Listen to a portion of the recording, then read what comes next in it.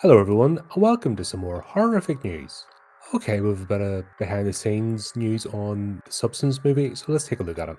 Universal sold The Substance to MUBI after Coralie Fargeat refused to change ending. The Substance, one of the year's best films, has become an indie success, and full credit should go to its visionary director, Coralie Fargeat. However, it turns out that the making of the film was absolutely chaotic. There's no other word to describe it. Fargeat recently sat down with Le Point to describe the experience of making this film, and she went on to say that it was my apocalypse now, 6 months of shooting that led to a studio's attempt at interfering with her vision. Universal Pictures was originally supposed to distribute the film, but weeks after the Cannes Film Festival screening of The Substance, the studio stepped away from the project, selling it to MUBI. Problems with the film began early. Production had to be halted as Ray Liotta, who had already shot several scenes, passed away. Liotta was replaced by Dennis Quaid. Fargeat, who would shoot 20 or 30 takes of the same scene, refused to speed up filming due to the tight schedule, and continued to exude obsessively meticulous attention to every detail, every frame. Muir and Fargeat would go on to have numerous on-set outbursts. According to Le Point, multiple sources state that the studio was worried about the prospect of releasing the film. According to Fargeat, the film encountered significant challenges during post-production, including a contentious test screening attended by 2 unnamed male executives and 1 unnamed female representative from Universal. Post-production on the film lasted 18 months.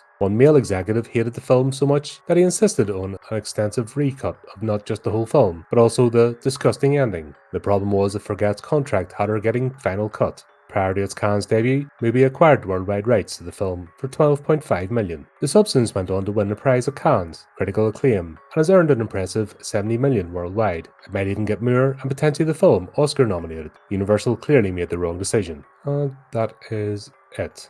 Alright, as I have always said, when a studio interferes, it's never good for a movie. You kind of wonder, like, my whole question is, the sort of people that are behind the scenes in the studios, the executives, are the most creatively bankrupt, dead-headed individuals you can imagine. And we've seen this throughout time, even in classic film that Steve and I are looking at. We're seeing that it has never changed. You've got the creatives at the front and the bean counters at the back, but for some reason, the people at the back seem to think that they have more creative input than they really should have. It's a strange thing, and you always wonder how movies get made at all. Like, how many horror stories we covered, not just the movies themselves, but the stuff behind the scenes where it just becomes absolute hell for everybody involved because of button heads and egos. And once again, not even just focusing on the end task, it's just everyone wants their piece or say. And if you've ever worked for an employer like that or in a workplace where that's what everybody's about, nothing actually gets done. Everything's always a drama and nothing ever comes out right. And even the customers feel it. And God, do we feel it today? Like, every movie, there's no excitement. It's hard to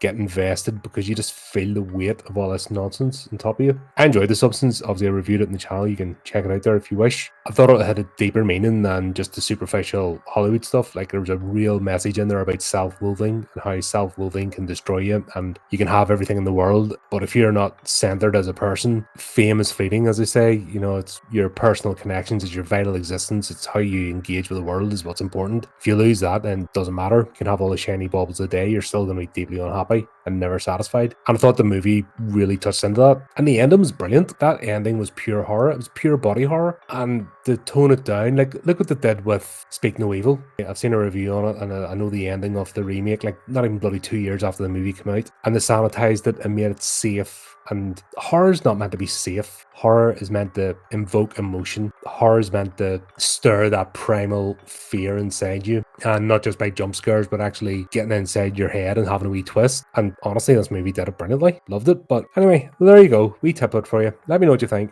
And until next time, keep updated with the channel, do the type of clicky things, and remember to keep it creepy, keep it horrific.